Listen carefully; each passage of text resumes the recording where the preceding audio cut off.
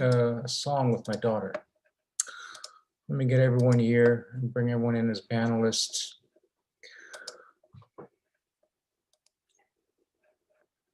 Thank you. Hey, Bill. Panelist.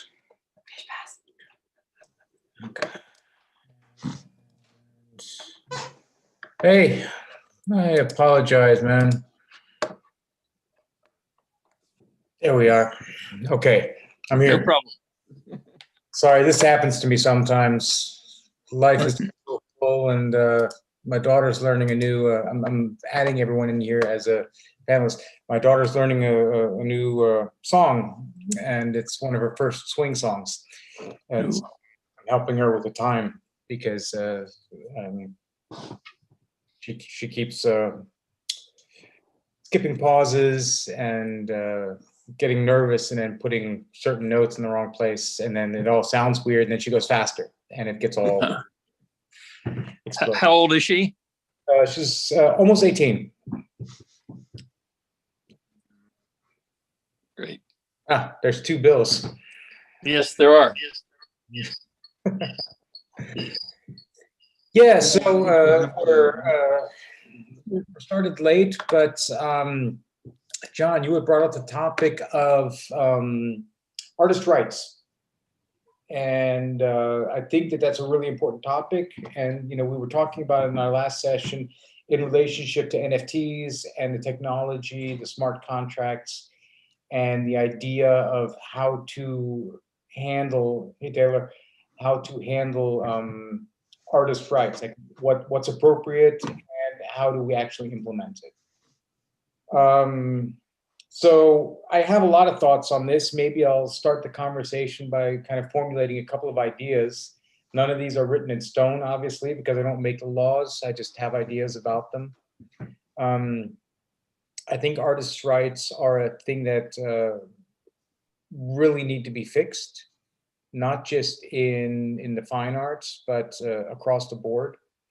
When you hear about things like how much Spotify or all the streaming services, how much the people who run those are making and how much the musicians are making off of it, it's a bit imbalanced. And everyone's heard the stories of Gerhard Richter, who got like 5,000 Denmark for a painting that later sold for a 3-digit million sum or something, or 2-digit million sum, and he got nothing out of that sale, which I don't think is appropriate either.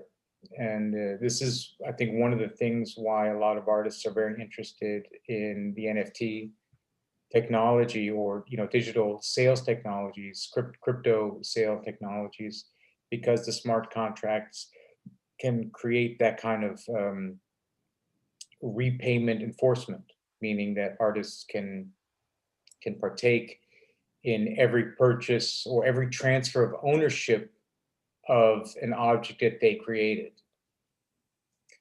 I think on the surface, that sounds like an absolutely fair and reasonable and appropriate thing to do.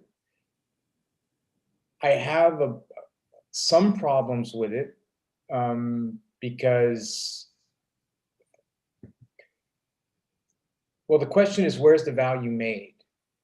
One of the major points of discussion has been in recent times is, what are we buying when we buy a piece of art? Are we buying the physical object, or are we buying the exclusivity of the physical object? Are we buying the right to say that we own it? There's all these parts that could be. And as digital technology and digital artworks expand, it becomes more and more kind of blurry what the actual differentiation is. And you left out rights for reproduction. Right. Copywriting and all of that. Although I think copyrights, if they're, if artists are smart about how they're doing their sales, they're not selling the copyrights with the right. So in that case, the copyrights actually do make up for a very valuable way to end up making money. And I think, this is one of the things that the music industry is based on, that when you write a song, every time someone makes a recording of it, you get some of that money. And publishing too. Yeah, and the publisher, yes. So I think that kind of model works well, but unfortunately in the fine arts, we don't have that kind of reproduction. We don't have copyright usage at the same level generally. Like with photography, you may, publishing rights, or even with some pictures, you may have publishing rights, but that's not going to bring the same amount of money as for example, a top 10 song, just because the coverage isn't as high. And so and there's no structures like radio. Radio is one of the major income streams of musicians, of course. There's no such thing as art radio. I mean, it'd be kind of an interesting idea, Yeah, I like was just thinking, I kind of like that. do a live picture stream, set up a high-res monitor on your screen, and then you listen, listen to art that's being broadcast to this channel, and every time an artist has a work up and enough people look at it, then they get a nickel because the people are paying for subscription. You're like buying the right to get regular art into your space. I mean, it's kind of actually, that's not even that's actually kind of a cool idea. Yeah, I'm just thinking, there's your next business idea, Julian. Wow. I've been seeing museums start charging $12 or $30 to participate in a Zoom about a lecture, for example, and they're using the art images, of course, in the lecture. Maybe you get the benefit of the speaker, but they're profiteering off the image. Yeah, but I think for talks, that's kind of like an entry fee, like for a concert or a seminar or something. So that makes sense. I mean, the idea of doing curated content as a digital streaming service. Think about like the Met. They have a huge digitization procedure that they just went through, where they have all of this material that's digitized. Now imagine you could support the Met by paying, $5 a month, and you could get a live stream of, pictures that change every 10 minutes or something like that. They've got a lot of that in the public domain, but Getty Images, for example, wants to charge you if you use one of their images. They don't charge for the download, but if you use it, they want a fee.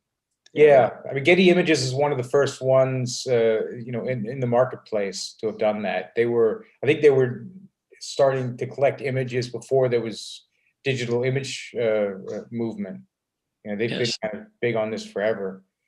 But anyway, so that wasn't actually, we kind of drifted off onto that. But the actual topic was artist rights and how appropriate are they, and what's a fair artist right.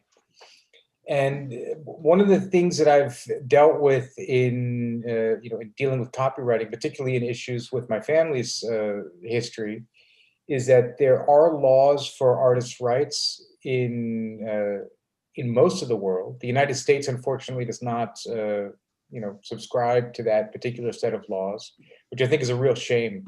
And it's not a lot of money. It's in Germany, I think it's a maximum of 15,000 euro for a sale that you can get off of a single resale.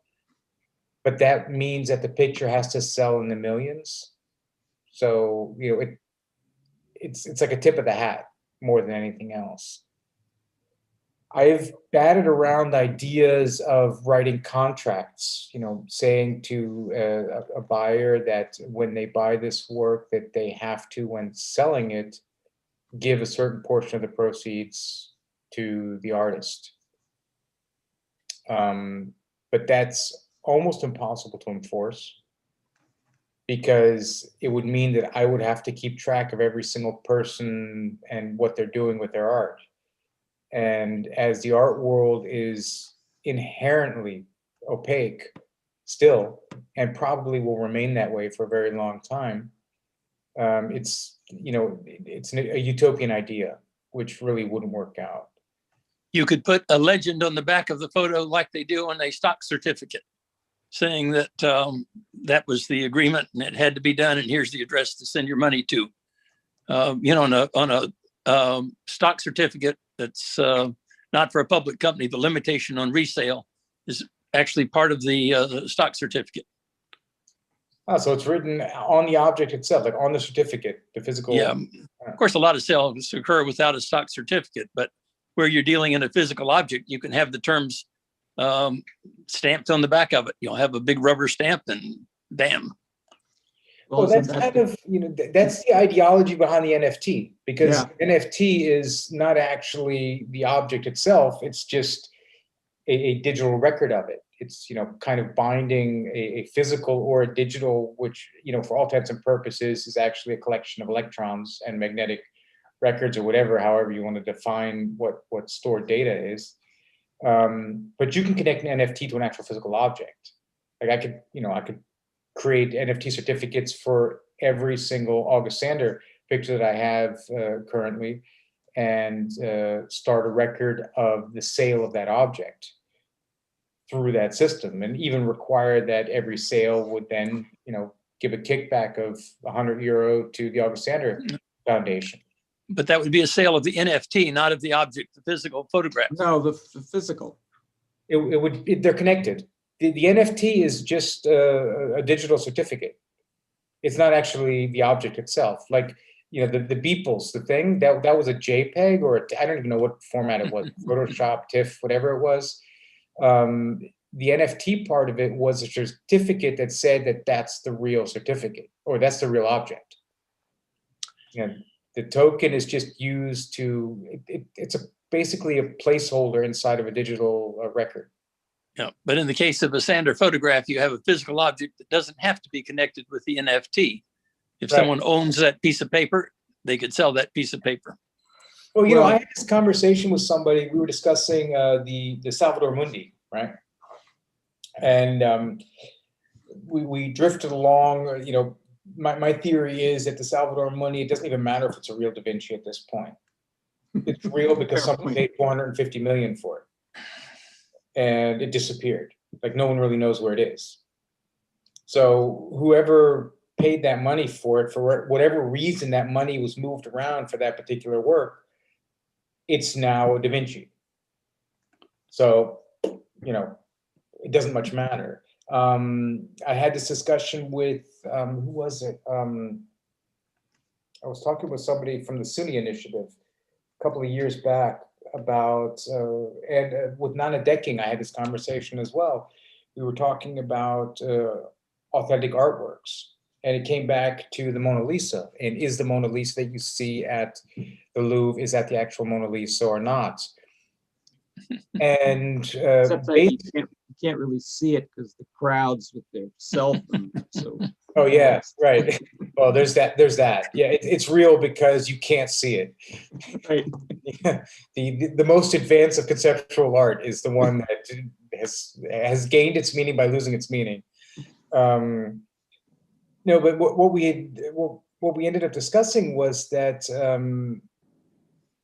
if there are two copies of an object and only one certificate that says that one of them is real, that it doesn't matter if the object that is stated to be real is real. It matters that the certificate says that that object is real, because the people aren't buying it as real because of the object. They're buying it as real because of the certificate that says the object is real. And so I could theoretically make a brilliant copy of an artwork, and if I have a certificate for it, I could destroy the original, and the new one would then effectively become the original. And I think that that's a really interesting kind of insight into the point about, what is it that we're buying and selling? Diving back into this entire point of, what are the arts? What are we spending money on? Why is it important that it's expensive or not? Why, this is like, it's a Pandora's box of questions. Hasn't it always been the case that it's sort of layered? I mean, You know, as an example, vintage print versus printed later and how that changes the value. You know, I bought a Henry Wessel printed by him, but it's printed later because that was more affordable to me, and it still looks beautiful and it's on my wall, you know, but some collectors would not consider it as valuable, even though it's exactly the same image. You know, obviously every print has, you know, variations because it's silver, not digital, but, you know, within that parameter, it's a print by the artist, you know, and it's just as beautiful. So, I mean, we've run into this problem in the sander material because my great-grandfather was a great printer. My grandfather was a great printer. My father was a great printer. And then he hired a great printer, Jean-Luc Differdange, who, I mean, honestly, I have never seen anyone as good as Jean-Luc, ever. He's a fucking machine. I mean, it is ridiculous. Like, if you look at, I have to tell this story because Jean-Luc deserves some of the credit. Maybe someone will hear this who's watching on another channel and be happy and talk about it. He could take a negative, like the Frau Abelin, it's the architect's wife. It's a fairly well-known image, the androgynous woman in the white suit with that's the one I like. Cigarette. Yeah. Horrible negative to print. The you know, to get the tonalities, those super light shadows inside of the pants and the shirt that she's wearing in a room where the background is completely dark. Like, printing that is literally, it's like a Zen exercise. And he would tune into this process and he would make these prints and they were all exactly the same. You're looking at him, you look at the negative, you look at the guy, you look at the pictures, and you're like,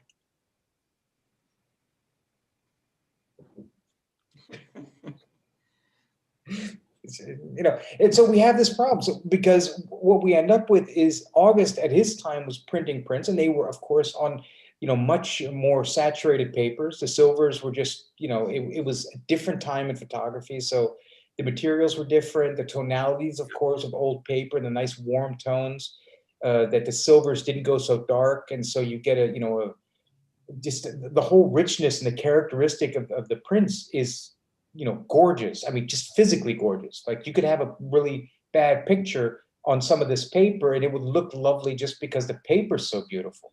And that adds another element to what makes art valuable, which is how durable is it? How long will it last? But then in our case, we have the problem that Jean-Luc's prints are brilliant. My dad's prints are brilliant. Gunther's prints are brilliant, and August's prints are brilliant. So we don't even have a degradation. Like, generally, inside of a family tradition, when an artist's work, particularly in photography, gets passed down to their generations, the quality of the prints will remain kind of neutral or go down, just because, I don't know, you know, generally the children and the grandchildren don't embrace the same ideology as the original artist, because it's more about the artist than it is about, you know, what the thing is. My family, we're a family of photographers, like, as trade. And so, you know, we've been doing this for generations. And what we end up having is, if I have, for example, a modern print that's on a mount that's, you know, seen some daylight, the mount will look vintage. You know, just it gains color because paper does that with light. You know, you expose it to light, and even just a little bit, and it starts to warm up and, you know, remove some of the starkness of it. And so I lay a modern print next to a vintage print, and I mean, people who know can tell, but people who don't can't. So it's, you know, John, coming back to your point, you know, what's the difference? If it's hanging in a frame on the wall and I'm looking at it and I'm buying and I'm enjoying it and living with it, then there's really no reason to spend, you know, the big money if you can get the other picture for less. Or the picture that's sold for less is actually worth a lot more, and just we haven't realized it yet. Yeah, although, you know, that's where the quote investment value, the asset value, whether we like it or not, comes into play, because at least Right now, a future buyer is more likely to value the older original print more. Yeah, although that's an agreed upon thing, right? It wasn't As always. a collector, I'm delighted with an estate print if I can't get it any other way, or if I can't afford it any other way. And it's nice to have them available. It's even nice to have a camera work photogravure when the original gum bichromate or whatever is long gone. Yeah, it's. I think, again, what are we buying art for? This. I mean, the two primary splits are monetary and cultural. Those are the real. I mean, if we really had to find like a really hard line to divide, that would be the primary division, in my understanding, because you're either thinking about the value of it and how you can possibly buy something that will increase in value to secure the funds that you've put into the work, or you're buying it because you love it. And Well, it doesn't matter. You're figuring out a way to to pay for it, or maybe to support the artist if it's from a living artist, or the foundation or the gallery or whatever, who you're offering up a form of cultural support inside of that framework. But the reason for buying the work is primarily because you love it. yeah, I was going to say it. I mean, I think for most buyers, I would suspect it's kind of a blend. I mean, it's some proportion of both, depending on your personal motivations. Yeah, true, yes. I mean, it's not, you're not one or the other. I think there are also a lot of people who come into collecting originally out of financial reasons, because it's kind of a status symbol kind of thing. Like, okay, I've made enough money, and I have my nice car, and we've moved into a nice house, and now we want to buy some art to kind of expand on this experience of how we're living, and kind of get some culture, if you will. And so you dig into it and you start looking at, okay, so I could buy this picture, and I've seen how these did my ArtNet research, and I found that these artists are kind of hot, and this gallery is hot, and so these are the right things to do.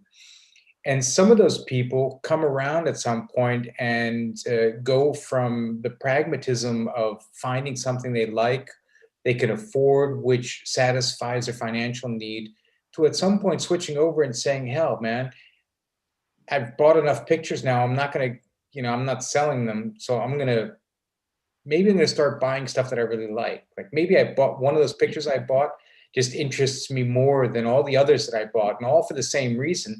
But one of them is really, there's more reason than just the same reasons in it. And then those develop into the conversations where then those people come to the gallery, or talk to the artists, and so so those become collectors. And I'm assuming, Bill, that you're in some way that this is kind of at least in part what happened to you, because the amount of work that you've shown us and has told us about is way more than any person needs to decorate their house. I've given away, I think, 11,000, but I still have 1,000 here in the house with 100 on the walls. Yeah, so you're a case in point. It's no one really needs. But when I'm ready to either when I need a tax deduction or when I'm tired of something, I will give it to an institution, take the deduction, and then go buy some more of something that I want at that moment. And I've been doing that kind of repeatedly at the maximum deductible rate for 40 years and more. Yeah, I think it's a good way to bring some, or to manage how tax money is spent. Or manage how I can stay in my house without being swamped. Yeah. But I mean, there's also advantages. We discussed this in a previous session where one of the disadvantages of the gifting and the the sponsorship model of cultural support is that it puts a whole lot of control and power in the hands of those who have the money, and not enough in the hands of the curators. And you need to find people who are really interested in supporting the curators and their visions to make that work in a way that's not arrogant in how the material is selected. Because every I'm not so sure. I don't disagree with that, but I'm not so sure that the art world is unique in that respect. When you think about, real estate and, if you have the money, you get to, live where you want and those kind of elements. I think one of the differences is that we collectively agree that art has a larger societal purpose, so that, there's an understanding of stewardship there with art that doesn't exist in a lot of other economic spheres. Agreed. The role of a collector, though, can be broader than the vision of a curator. What I have seen selected from my collection for exhibits are all things that I enjoyed and liked at the time I bought them, but only because I bought a whole range of things is the curator able to make an intelligent selection. Right. And that there's never enough money for a curator to have all the different resources they need to do all the shows they'll do in the future. Collectors can add a great deal to the mix of things. I agree, but I think I remember the time when I was a kid where the museums had money. There was funding, and the museums had cash, and they would go out, and the curators would, or the directors of the department would go out and would buy art. And they had, a budget, and they didn't have to really, of course they had approval processes, but it was not so much connected to individual people giving money. And that changed at some point because the tax laws and the government support, at least in the United States, this is all, I'm speaking about my history in the US, late 70s through the 80s. This is somewhere along the way that kind of shifted. I remember. Maybe you guys know, the way most art ends up in a museum these days, I'm guessing it's more that the art is donated than that they're buying stuff with cash they have. Is that true? No, I don't think so. But it's not being bought by the museum either. It's collectors giving their collections. Well, that's what I'm talking about. Yeah, that's exactly what I mean. Yeah. But that's not the artist giving it. Sometimes that happens. I didn't necessarily mean the artist. I meant that the art is given to the museum as opposed to. There's a lot of this stuff. $10 million, buy some good photos. It's like, here's $10 million worth of photos that I bought, or paintings. Yeah. That's no fun. Well, it depends. Yeah, but you're very right. That's one of the ways that have. Although I've developed a great relationship with Jeff Rosenheim at the Met, who regularly comes and buys different work from me, and he's got a budget at the Met, or he did until COVID. I don't know. The Met's hurting like all the other museums. Yeah, those are designated funds. He still has it. Yeah, unless they're breaking the limits on the endowments. Well, Met is more reliable, more reliant on admission fees than many museums. Yeah, they've been hit really hard. But so he was one of he is one of the museum people who does that. My experience with the MoMA has been a bit more bureaucratic. Also good. SF MoMA, LACMA, they have what they do, and a lot of the European museums is they find material that they're looking to purchase, and then they find someone to buy it. And so it ends up becoming kind of a tax write-off-ish kind of thing. Like the work is bought by somebody and then gifted. Right.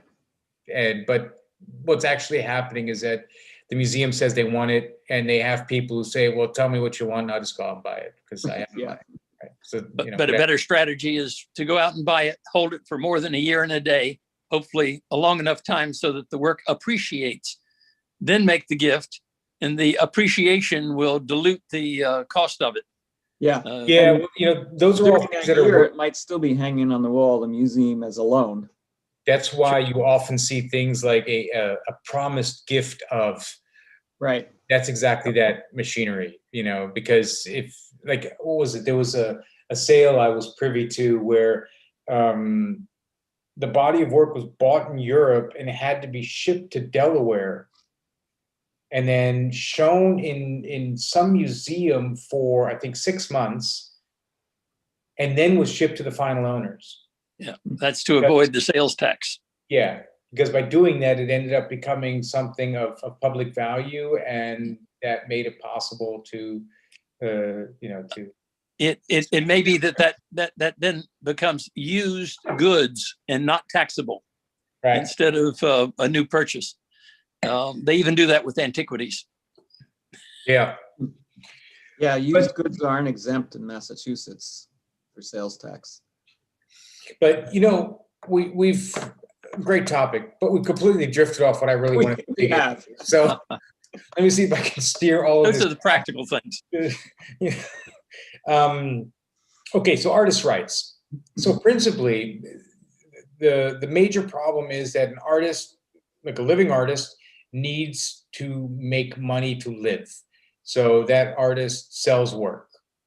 The gallerist agrees with the artist that work that is sold for X, and the gallery gets percentage Y of X. Generally, currently, it's about 50%. That's kind of the running gig. So, and we won't get into the conversation about, you know, who pays for what and how much the various things cost. Everybody has expenses. No one's getting out of this for free. So we'll just assume that that's all at some degree agreed upon and in order.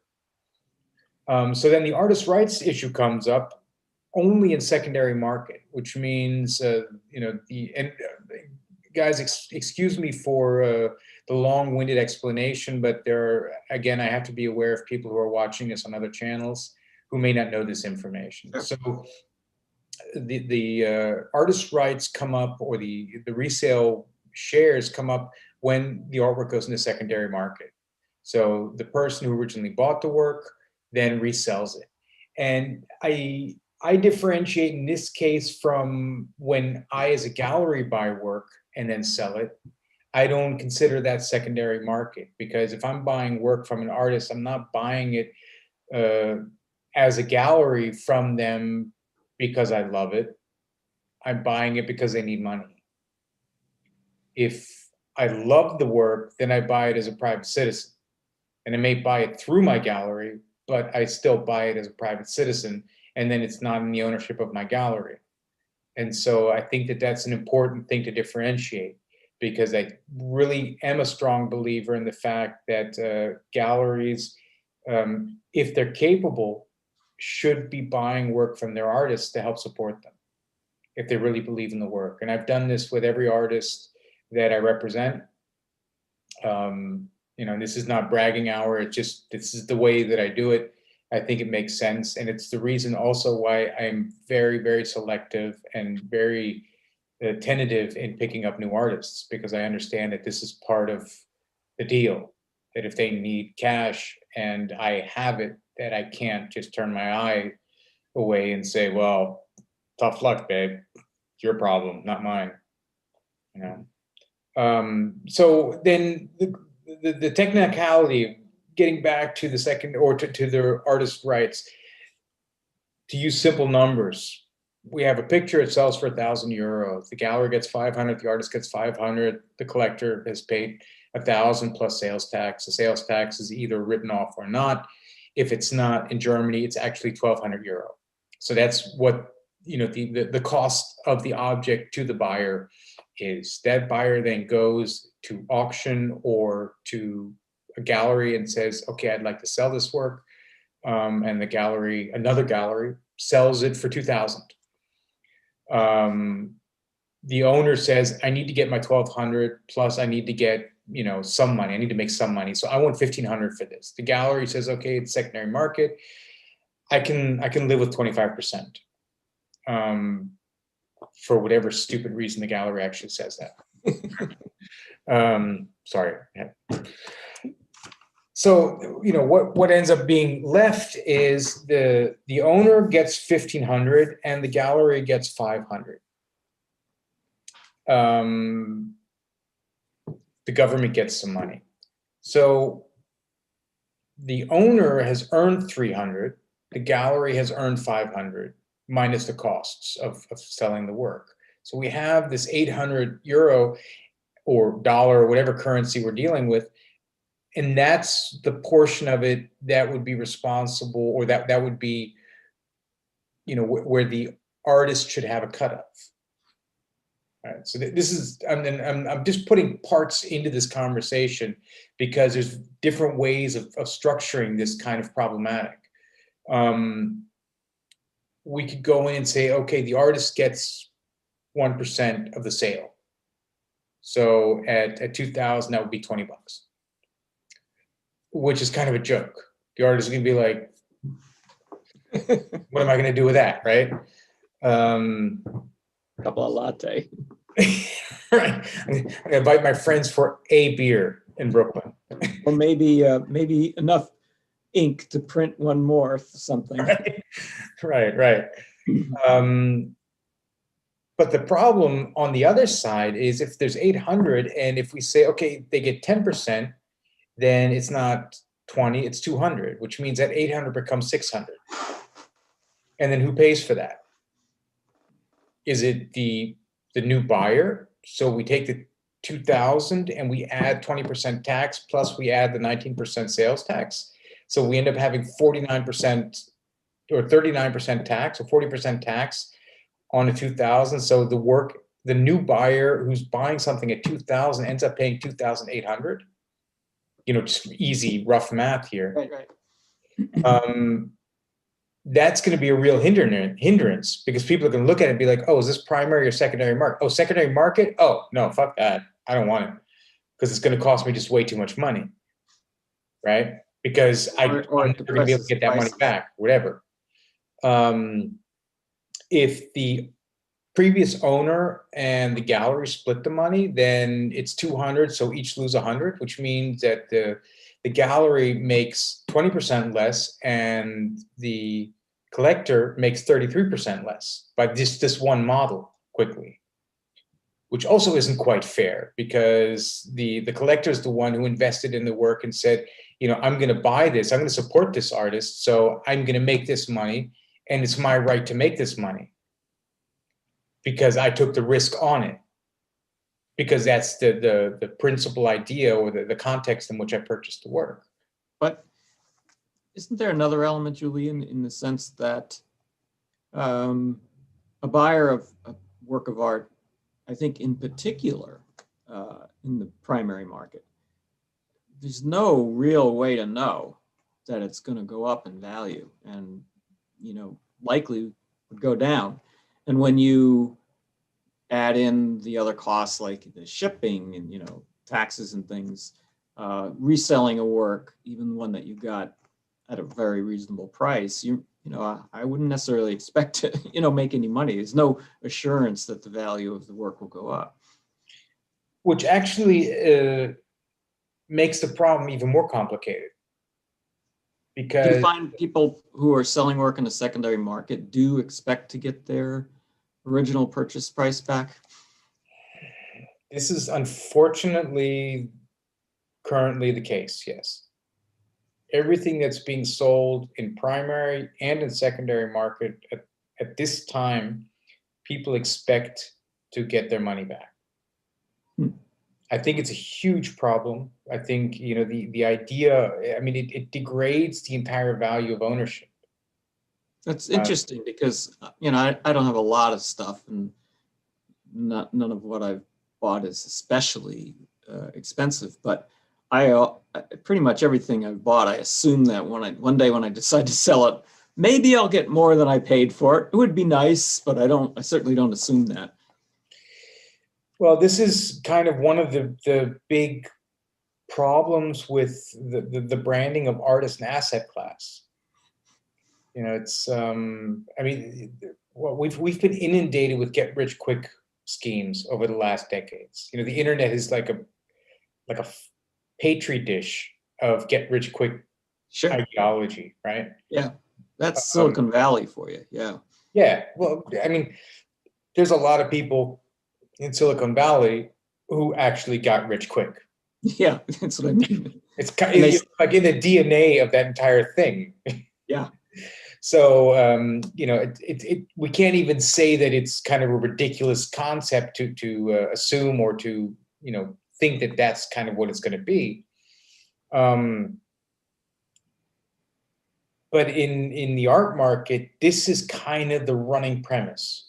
Like people, like, there's not a lot of people who go out and buy cars assuming that they can sell it for more later. Some people do, but they buy very specific cars. Right, unless you're a collector, yeah. Yeah. Yeah. I mean, you know, even if you're buying young timers, like I was looking at the Alfa Romeo 4C Spider. That's an absolute collector's item now because they made so few of them, and Right. you can't get one for what they cost when they were new, even if it's a used car, and they're all used now. So there's people who do it, but you know, getting back to the point, most people go out, they buy a car, and no matter how expensive it is, they understand that when they bought the car and they've driven it for 100 or 200,000 miles, and that, you know, at the point that they sell it, they're happy if they get maybe 10% or 20% of what they Sure. paid. Yeah. Yeah. Fine, you know, Maybe because my car is not quite worth what my Henry Wessel is now. but you know, the idea of the ownership and that the value transfer is not contained in the object, that there's actually that there, you know, you owned the car and you used it, and Well, it had value in that, and that's the value yes. that you lose when you resell it. Here, I'm going to throw out a concept here. So, in your suggestion of, you know, maybe the artist gets, you know, 1% or some tiny amount. And yeah, it's true that it wouldn't be a lot, but every so often an artist becomes really popular. And by popular, I mean, their work starts to sell for a lot on the secondary market. And maybe it's true that they can maybe create some new art that would sell for a lot, but maybe they can't. Maybe they're old. Maybe it's an estate that owns it. That having even that 1% for those who really hit the big time, at least they would share in that. You know, that's where I have at least felt that some of the more absurd differentials between, you know, what the artists got out of this and now their work's selling for, you know, for these astronomical amounts, and originally did not. Yeah. So even at the 1% model, it still seems like it's a benefit to the artists, or potential benefit. Well, let me be a thorn in every artist's side for a moment here. You know, every artist produces more work than they sell. It's kind of just a general understanding. If you know, with any form of finance, if you're prudent and take care of your money, you don't end up in trouble. And if you don't, you do end up in trouble. So what's to stop artists, even those who become famous at some point, from hanging on to a portion of their work, even in agreements or co-ownership with, for example, the gallery, and say, you know, an art, like, I mean, I'll just sketch out a fictitious experience that I may have at some point where one of my artists comes to me and says, okay, listen, Julian, I think this body of work is really important for my work and in general. I would like to go into a co-ownership with you, into an agreement that this work will not be sold until we both agree that it's time to sell it. Just a simple idea. And then 10 years down the road, that body of work becomes really important, and the bet kind of paid off. And then I and this artist say, okay, we co-own this body of work, and we understand that it's now worth this and this much. And so when we sell it, we're going to co-profit from it. That's kind of a more traditional model. This is, if you're invested in a company, like, the partners who found a company, the reason they make the most money off of the company is because they're the crazy guys who founded the damn company. Like, everyone else was waiting for a paycheck, and they were the guys who were like, to hell with the paycheck, I can eat ramen. Let's get the company going. So do you think, I mean, is what you're describing, is that done much, or do you think it's could be done? I would openly welcome it, because, I mean, again, I'm probably making enemies. Like, there's probably a big group of artists who are like painting their faces black and lighting torches to come over and kill me right now. But I think artists' rights as a system of resale rights, I think it makes sense, but I don't think it makes sense for living artists, or I don't think it's profitable for living artists. I think it's something that has much more to do with the second, third generation, who then have a way, like, when all of the work out of an artist's oeuvre has moved into the marketplace, the children have structured the archive and have gotten the material together, and the Getty came along and bought the paper archive, and whatever, the Met or Houston or some museum bought then the remains of the family collection. Or some gallery came in and did that, because if a museum bought it, it wouldn't go back into secondary market. Right. So some gallery came in and bought it and said, okay, listen, I love you guys. I love this work. I'm gonna buy all of it. I'm gonna put $500,000 into this. I'm just gonna give me everything. And I hope with the $500,000, you guys will be able to kind of fix your problems and, kind of resolve the whatever issues are there. So, and then at some point that dealer goes in and sells that same collection for 10 million. So, the gallerist put in the 500,000 because he believed in the work. And I think that has a value, because he didn't need to, or she didn't need to. So that needs to be honored, and taking the risk, the risk is what defines the profit. Those who take the risk are the ones who make the money. They're also the ones who lose the money. So it's, it's a give and take. The larger it is, the bigger the take on it. And if that family's children, like if we take that situation, the family gets the 500,000, and then, the husband and wife, they pass away, and their children are still there, and they're related, so they understand the work and have an appreciation for it. Then the dealer goes out and sells it for 10 million. I think it's fair that that family gets a bit of it, because it's saying, okay, this is our dues. These are our dues that we owe to this family, because without them, I wouldn't, as a dealer, I wouldn't be able to make this 10 million. And of course, I wouldn't be able to make the 10 million without my investment in the work. So that's why I'm making the most money off it.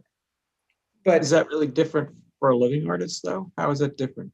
Well, I think it's not different intellectually or ideologically. I think it's different just practically, because I don't think these situations happen practically for living artists. I see.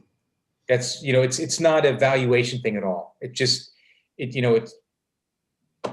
like, selling umbrellas in the Sahara kind of thing.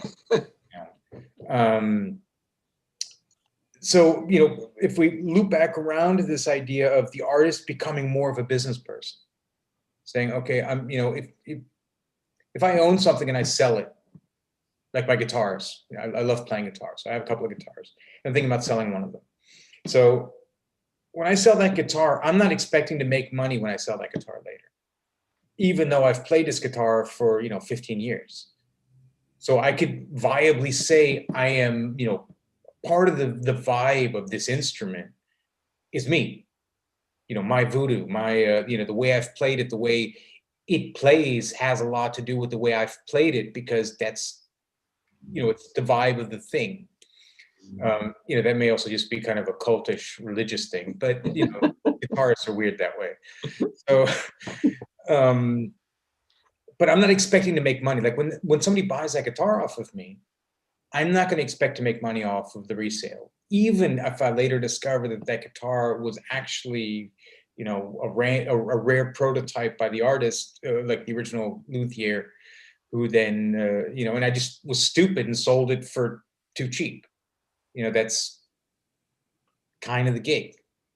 And if artists were less scared of being business people, just sit down and just do the fucking math, read the books, figure out how it works. It's really not rocket science. You know, business is business. It's the same structure inside of business. It's been there for as long as exchanges with currency have been in existence.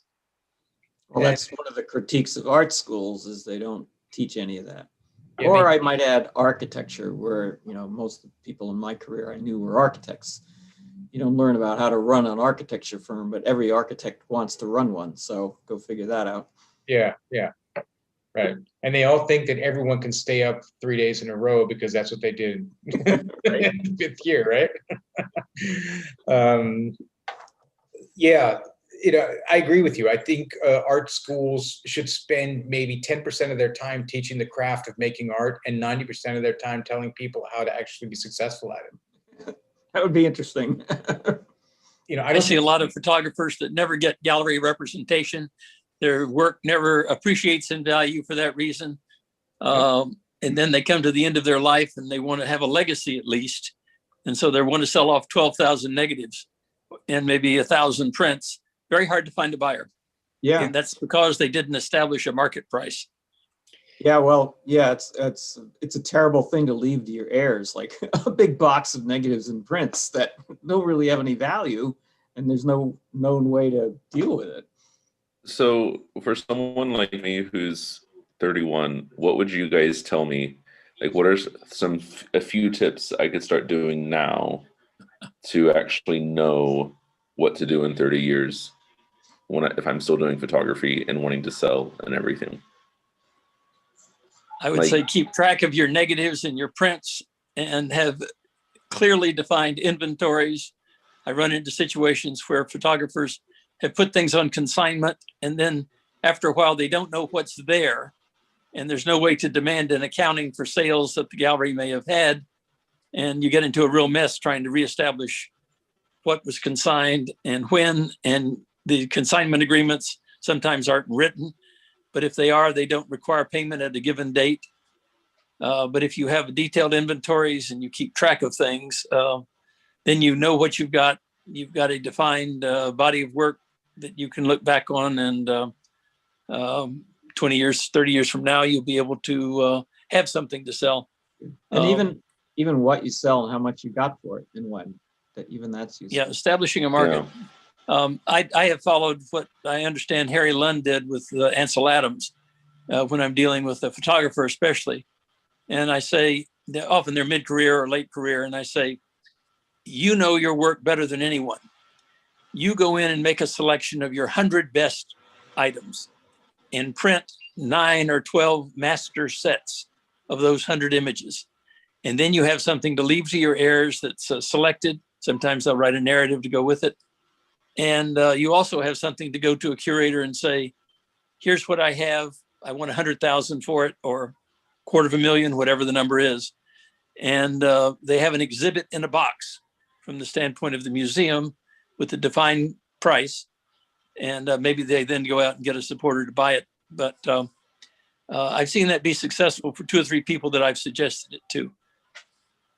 Yeah, I think one of the, Taylor, one of the biggest problems currently is that, you're going to hate me for this. I've said this to you before. There are way too many artists. It's a real problem. And that's, you know, I'm not telling you to stop, certainly not.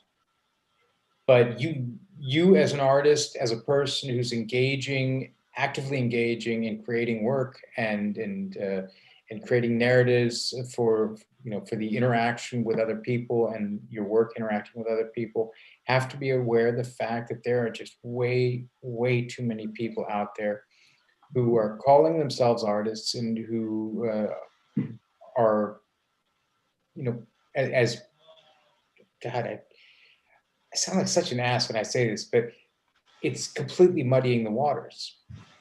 And part of that is that we, the rigidity with which, or the rigidity and the toughness with which we in general currently evaluate our own ideas has gotten completely lax.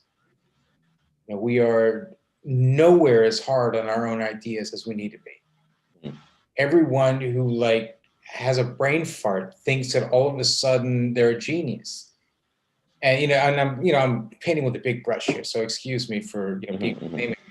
But you understand what I'm saying, that there's real value in intellectual and artistic rigidity and following through and making sure that what you're making is the absolute best that you can produce. And if it's not, destroy it. And that's no one's going to love you for keeping it. That's where I lament the demise of the salon and its classical meaning, like Gertrude Stein, where, they would support the artist by buying work, and they would all get together and, critique each other. And, I think it makes for better art. Yeah. Being able to cancel culture has made everyone hypersensitive, and identity politics has made everyone feel that they need to find just one additional facet of their personality to be able to differentiate themselves from everybody else. All of this, and no one realizes that we're actually all kind of, this is our planet. We're all here kind of together, and we don't agree on everything, and it would be really boring if we did. And so the idea of engaging with each other and of challenging each other and fighting, literally fighting each other about things and figuring out, okay, if I am pushed on this idea, if I'm challenged on this, will it stand up? Is my conviction in this particular idea that I'm representing here, is my conviction so strong that I can take the heat of everybody coming up to me and challenging it and telling me that I'm actually being a fool, and still believe it, still follow through with it? Yeah, but there's one more element to it too, I think, Julian, which is to be able to hear what people are saying and bring it back into what you're producing potentially. Absolutely. You're right. Understanding, the way I formulated that was very much me against the world, so I apologize for that. Yeah, I mean, because there are people who just will do what you just said, and they'll just continue to think their work is spectacular and take nothing away from those confrontations, or even if they're not confrontations. But they may be discovered a generation from now and be deemed great visionaries. It's possible, absolutely. Yeah. Oh. One other point that Julian mentioned: don't ever sell your copyrights. Right. Yeah. If you're selling copyrights, sell them for a lot of money. No, don't sell them. Yeah, don't sell them, I think. Just don't.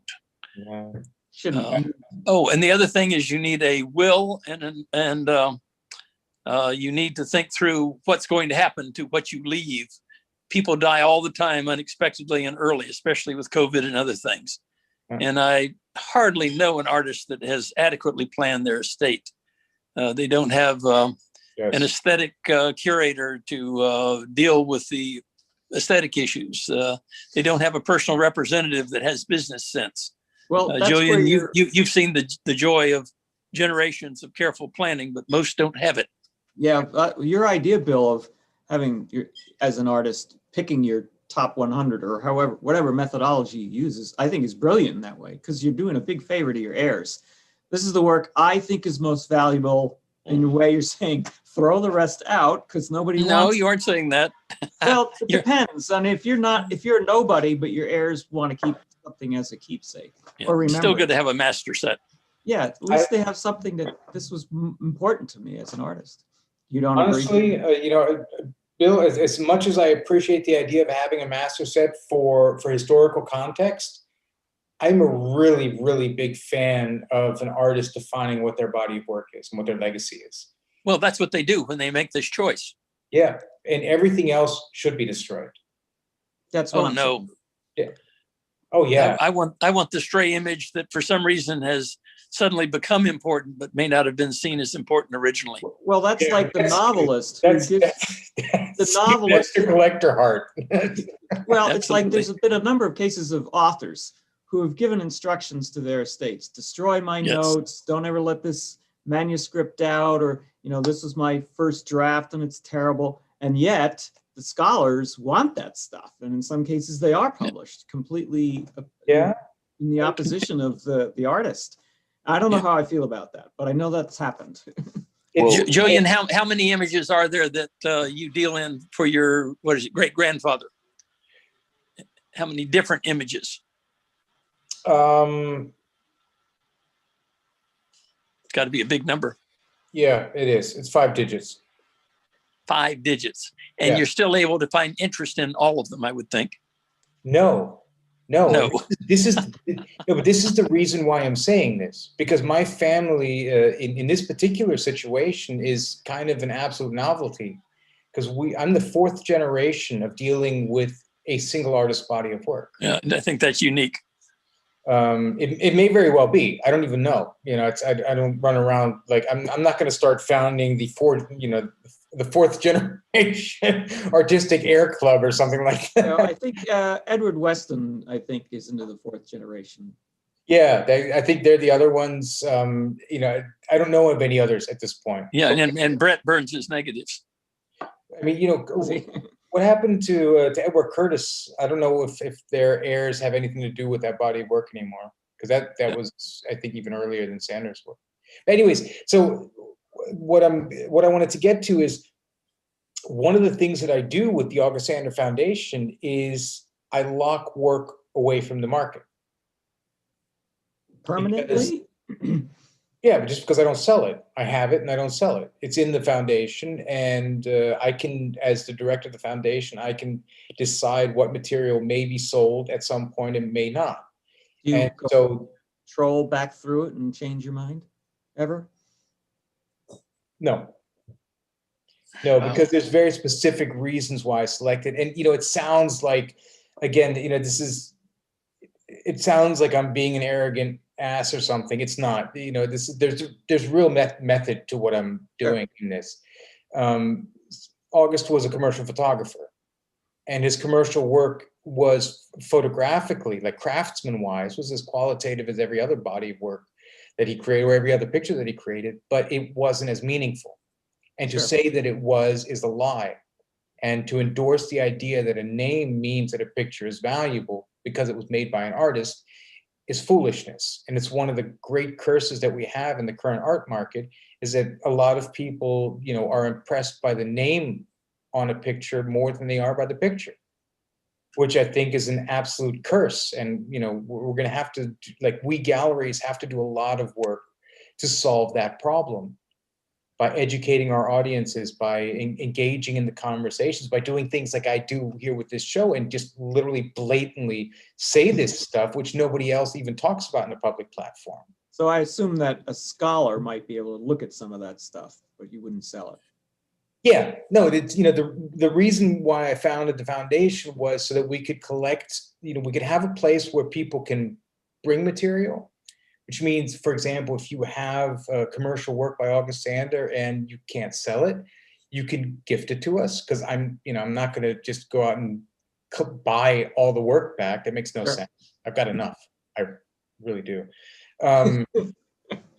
But people can gift it to the foundation, and they can get a tax credit for it, and they know that it's in a good place where it's going to be put in a context.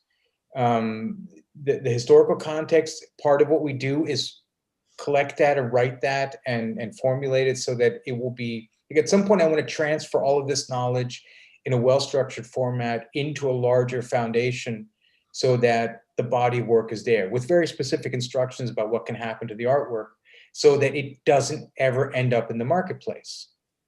Taylor, coming back to what I would recommend to you, don't burn your negatives, right? But all of the pictures that you made that just aren't good, get rid of them. One of the first things I taught my daughter in kindergarten, because she's a voracious artist, like she constantly drawing, and it was getting completely overboard. Like her, she had a box in kindergarten where they would put stuff that they did that day. It was always full, like there was stuff hanging out of her box every day. And I sat her down, I said, listen, we're gonna have to learn to edit. We're gonna have to learn it now, because I don't feel like dealing with this. It's a tough task for a 5-year-old. Oh no, but it was great though, because I said to her, I said, look, we're gonna put these pictures on the floor. We're gonna look at them. We're gonna talk about them. You're gonna tell me which pictures you love and which you don't. And we're gonna accept the fact that the decision you make today is the decision. And you're not going to complain about it tomorrow. And if you do, and that may happen, that you're then sorry that a picture got thrown away or destroyed, you'll remember it. And you'll remember to look for that quality in the next picture, so that the next time that happens, you don't throw it away. It's part of the process. I think one of the wonderful things, though, is a curator that comes up to ask questions that have never been asked before. For example, maybe they want a Black Lives Matter perspective on things. The artist may have not consciously thought of that, and you go through the work that's in those bins back in the back room, you find incredible images that have never seen the light. Yeah, that's true. But you're talking there about a level of interpretation. And Yeah. Again, people of the 20th century. I'm sorry to bring it a little bit back to Sandra again, but it's just a really good example of how these things can develop. In my conversations with Sarah Meister and Noam Alcott, we determined that people of the 20th century was not actually a project by one person. It's a project by 3 separate generations, because August had his take on it, and then Gunther had his take on it, and then my father had his take on it, which means, I'm touching in on this because, Bill, what you just mentioned with Black Lives Matter, what that ends up being is that the curator becomes a partner artist. Like when I curate shows, I'm changing the meaning of the work. I'm creating a new context, a new conversation, a new meaning to what's being seen, which the original artist or artists who created the works may not have either intended or even understood, or have even, possibly conceived.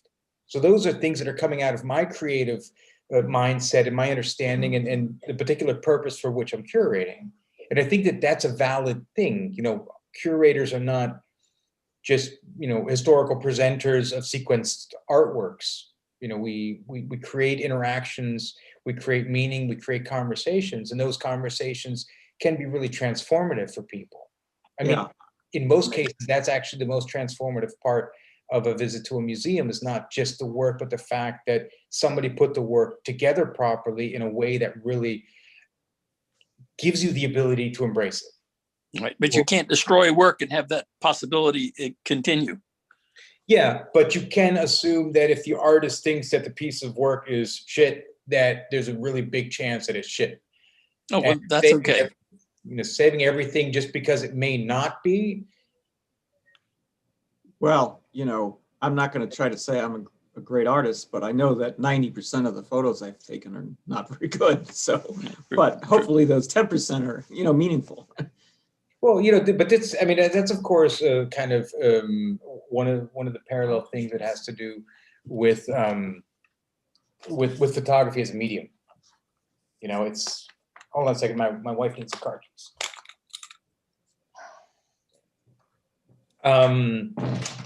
So photography is kind of cursed in that manner. You just take a lot of pictures. Yeah.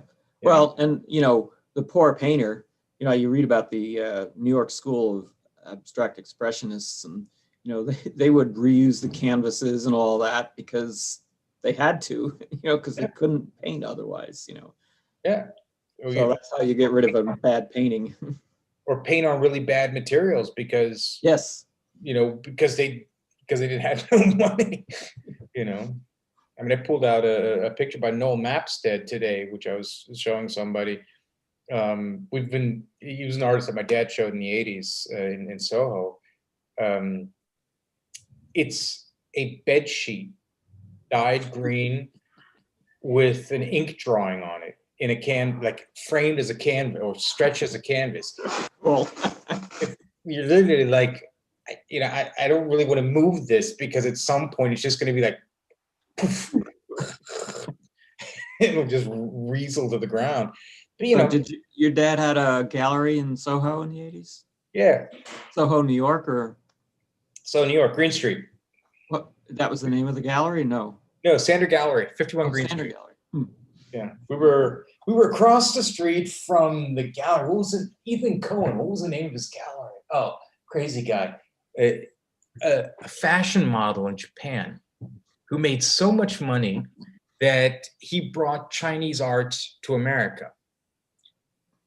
He was one of the first galleries to show IYY. Oh, really? Cool. Yeah. It wasn't Faber, was it? Sorry? Faber? There's a man named Faber that did a lot with Chinese. No. Ethan Cohen was his name. Oh, no, don't know him. And then he would spend all of his money. Then he would go back and model some more and make a lot of money. And then he'd come back and do the same thing again. You know, great guy. I remember that. But yeah, Soho. So Soho in the 80s, early 80s, 83. And that was back in the day where, you know, you like had a mirror to look out the door before you went out. Yeah, and Soho actually had galleries. Yeah, there was few could artist afford to be there now. would, you know, he was a sculptor and he had no stone, so he would create relief sculptures in the granite of the streets. You can still find them. You know, he just lay himself down somewhere, just like be sitting there chiseling away. You know, make these really fun little things on the street. It was an incredible time. I remember the first time there was a multi-gallery Keith Haring opening. I was at that opening on West Broadway and I think Broome Street. I don't remember what the other gallery, but I remember the one was West Broadway, right on Houston, like right close to Houston. And there was a room, like an opening with a downstairs space with a single staircase that went down into it in this big opening in the floor. And Haring had, you know, done his paintings in his typical style. They were hanging all upstairs. Everyone was like mulling about and, you know, discussing and drinking. And downstairs there was like this, it was like a cloud, like fog, right? And neon lights, because downstairs he had painted the walls with neon colors. So cool. It was a really trippy kind of space. And I'm like, what, 15, 16, something like that. So I go walking down there just because I think nothing of it. And the smoke is all pot.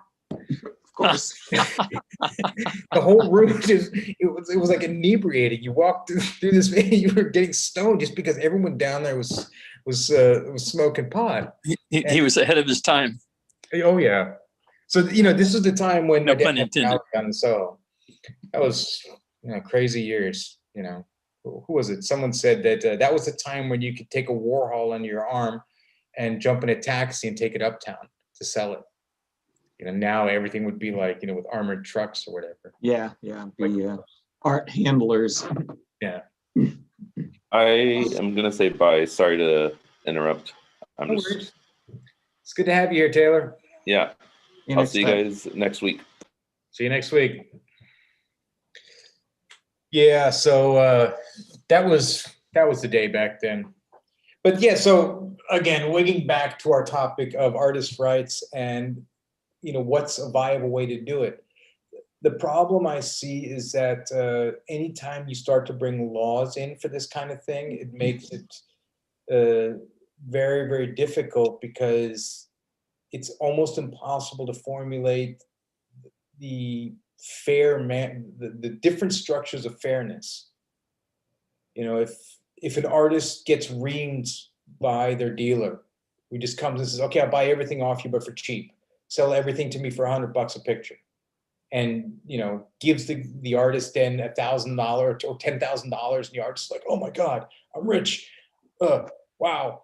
And then goes out and sells the work for 200, 300, 400,000 a piece, and the artist gets nothing from that. I think that that's just morally absolutely inappropriate, you know, because any time that kind of profit is involved and that kind of excess, it's a moral responsibility for the owner to give some kickback in that context.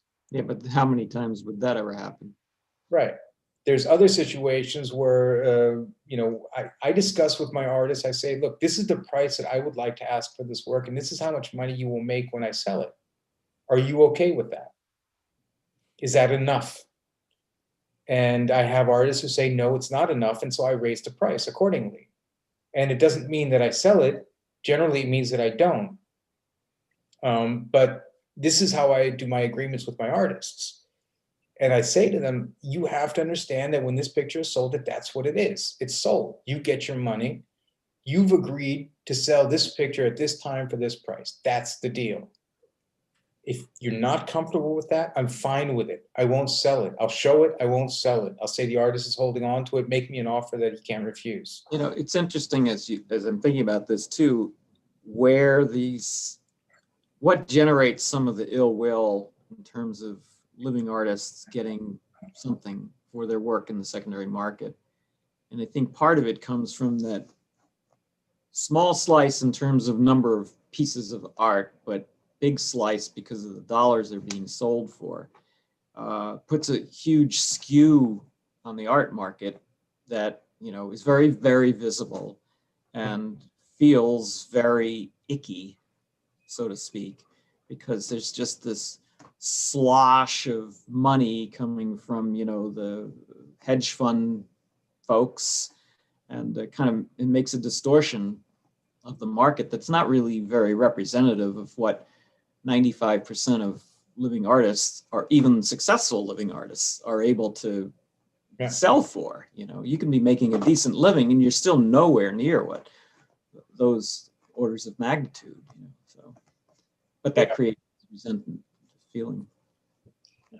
Yeah. On occasion, when I have given work from a living artist to a museum and I have a good tax deduction, I will simply send a check. It's not contractual. It's just to say thank you, and they're pleased to have their work in a museum by way of legacy, but they're entitled to something more. When COVID came along, I sent half a dozen artists just a check. No work coming back, but I knew they'd need it. Well, you know, I think that's the kind of that's the moral the morally right way to do that. I think, you know, it's just, you know, it's not like it again. When rules come into it, when we have to start forcing behavior based on a rule set, I think it starts to fall apart because it doesn't work properly. And Bill, what you're talking about is just saying, look, I understand that these are people who need support. I understand that I can give that support because I have the money. So I'm going to do it because it's just the right thing to do. You know, and then it's not a right. It's just being human and being very human and being very appropriately human. And I think that that's absolutely admirable. And I applaud you for having done that. No, I don't give them enough, and I don't do it for enough of the artists, but it assuages a little bit of guilt. I have one artist who does not want to sell work because if she sells it, it will forfeit her entitlement to food stamps. And she says, this year I might have money, but then I won't have my food stamps next year.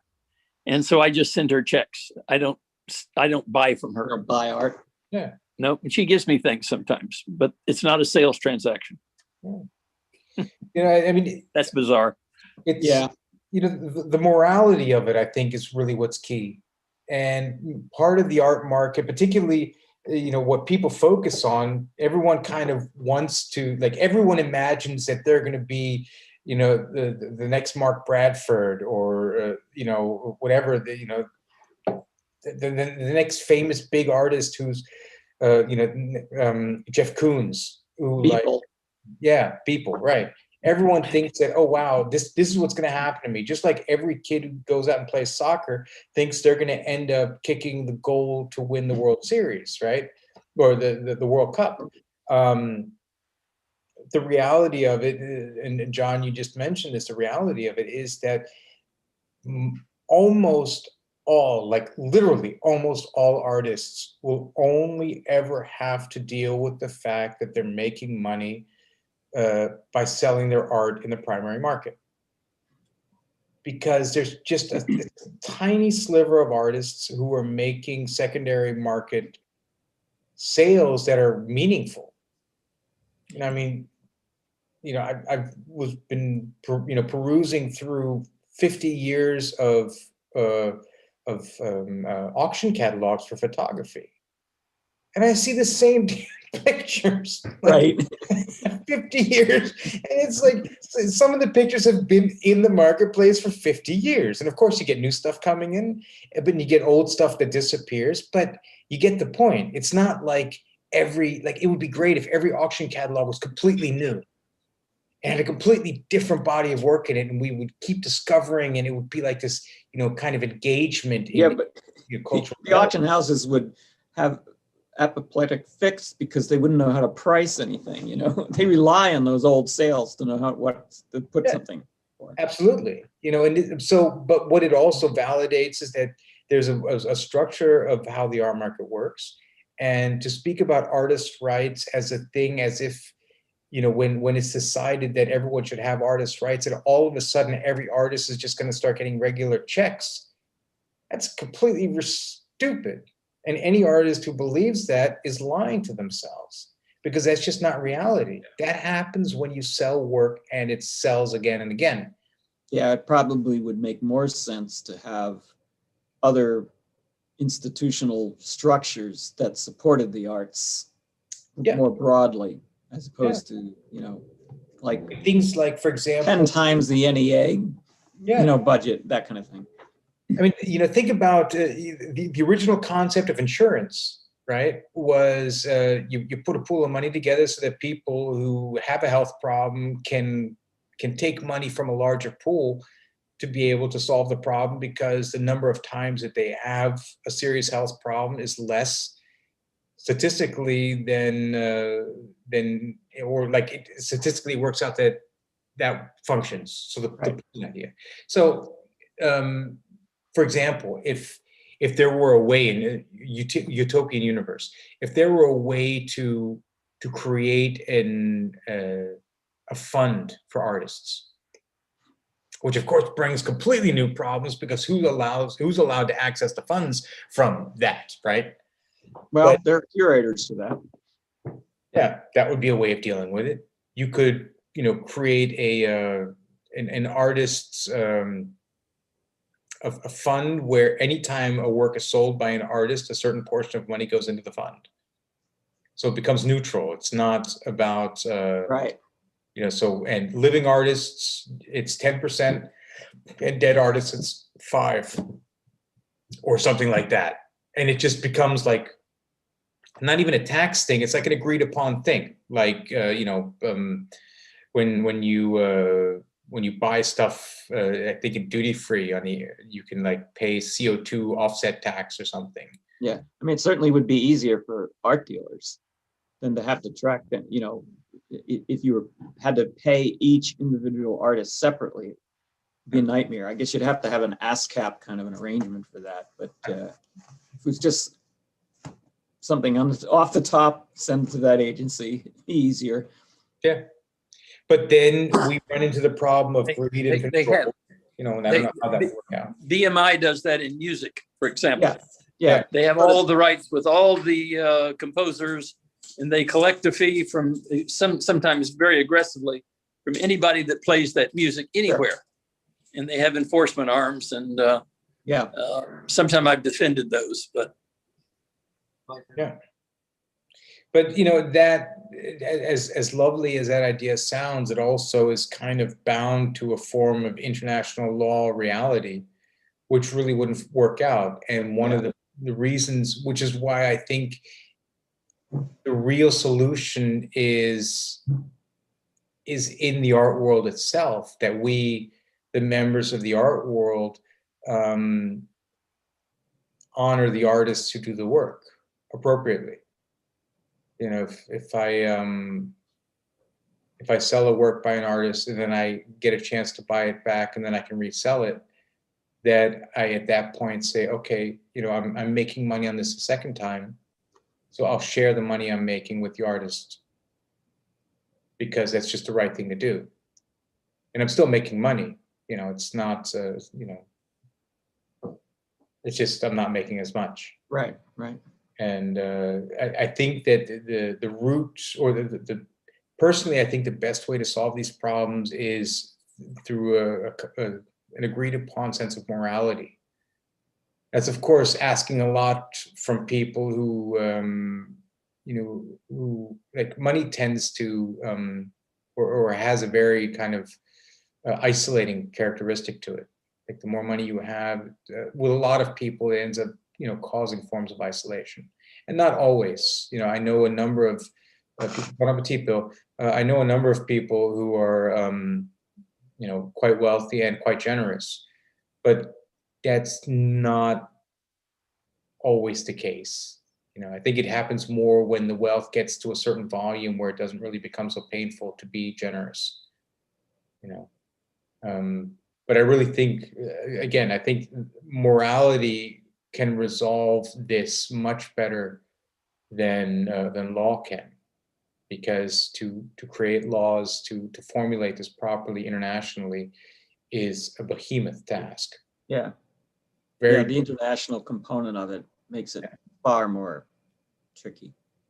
And that any country that excludes itself from any kind of agreement like that will all of a sudden become a really popular place Exactly.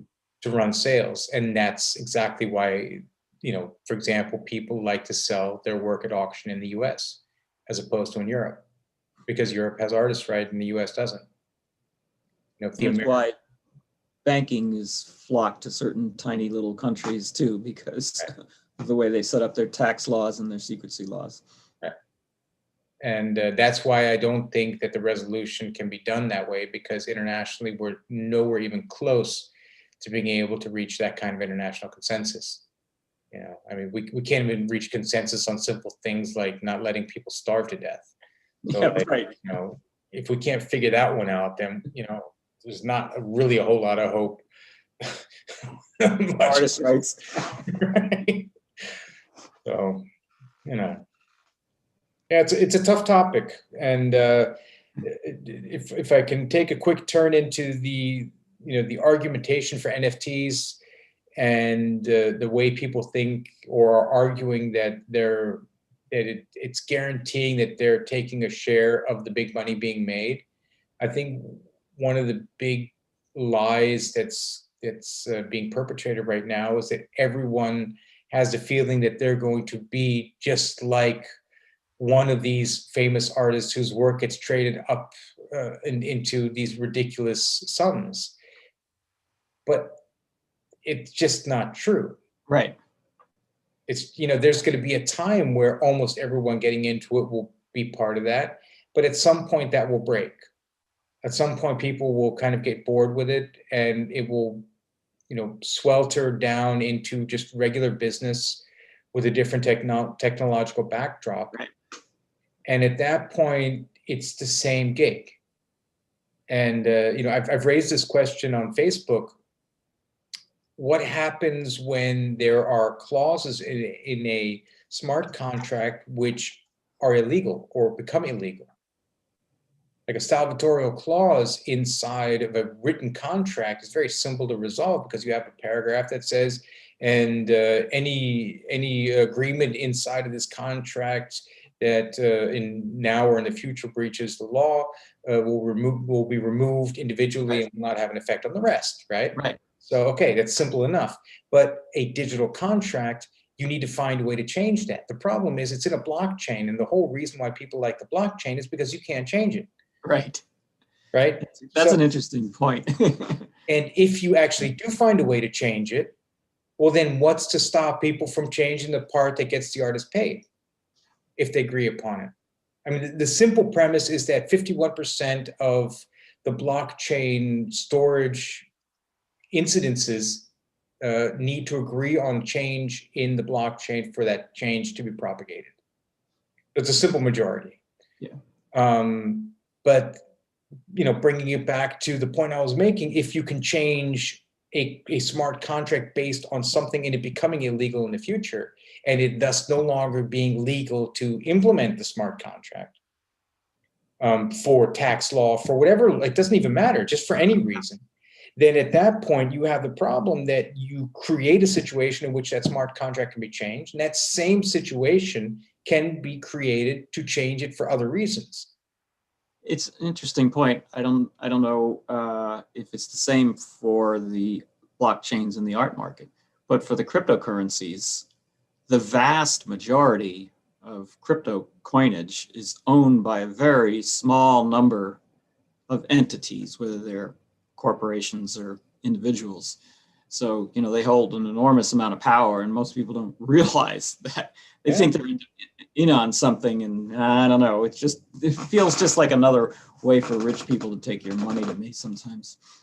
Yeah, I think that, to control anything that is based on supply and demand, the simplest way to control the valuation of it is to control the amount that's available.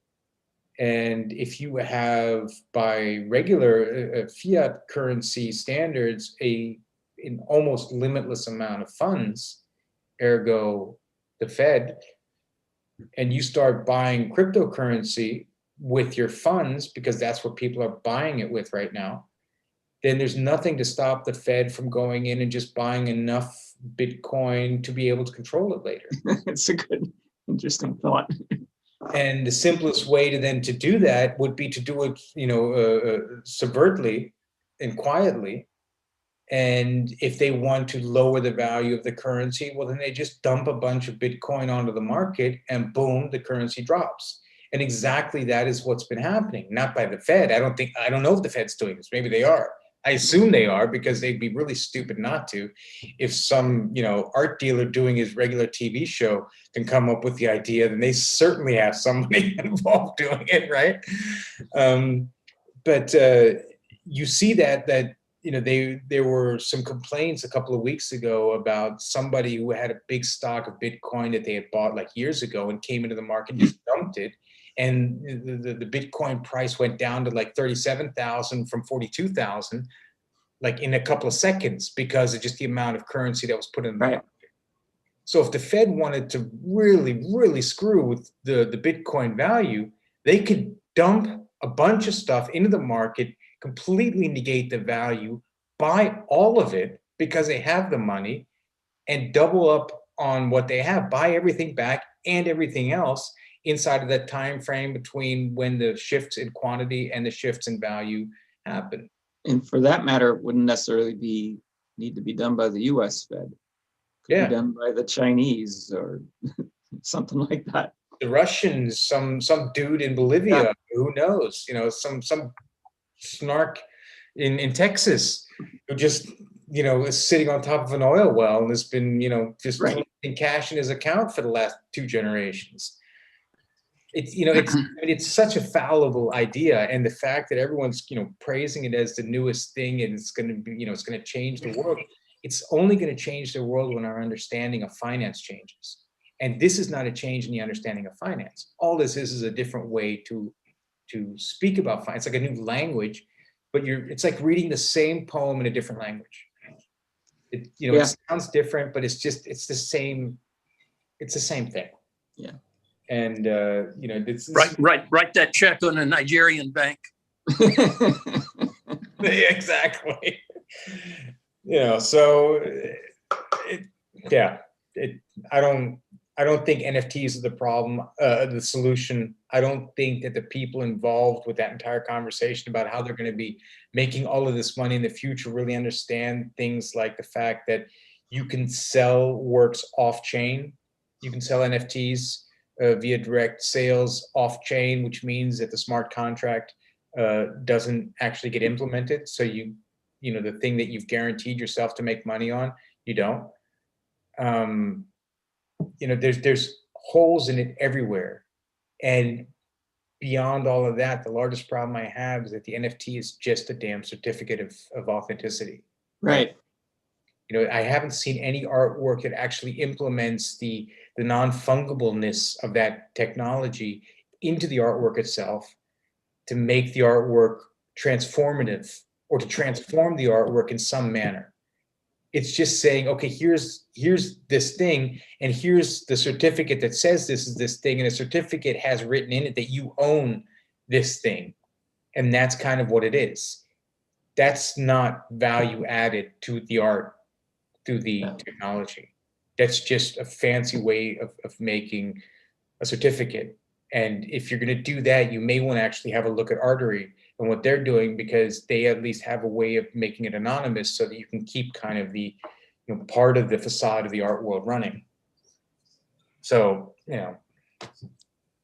I hate NFTs. I have to go. I apologize for eating during this, but it was too good to put down. Yeah. And I will see you next week. Yeah, it was good to have you here, Bill. I've got another Zoom coming on. Bye-bye. Yeah, I think I need to take off too. So thanks, Julian. Yeah, thanks. And again, I apologize for being late. I'm glad we got a chance to chew through this. Yeah, it's interesting. I think it's going to be a reoccurring topic. Yeah. We'll see. Good to see you. Bye-bye. Hi, Dan. Didn't hear you, but nice to have you. And I just came back from my swim class. So. Okay. Well, I'm going to close down for the night, but hopefully I'll see you next week.